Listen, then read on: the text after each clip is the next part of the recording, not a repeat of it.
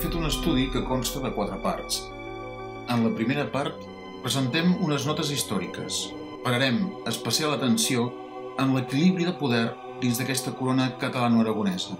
En la segona part analitzarem el clip i desllorigarem algunes estratègies de manipulació mental. A la tercera part anem a l'àmbit historiogràfic i veurem el sentit que té fer servir aquest mot per part dels professionals i tanquem amb unes conclusions. Aquí, en Ramon Riera, el blog de Buidac de Memòries dedicat a la divulgació històrica.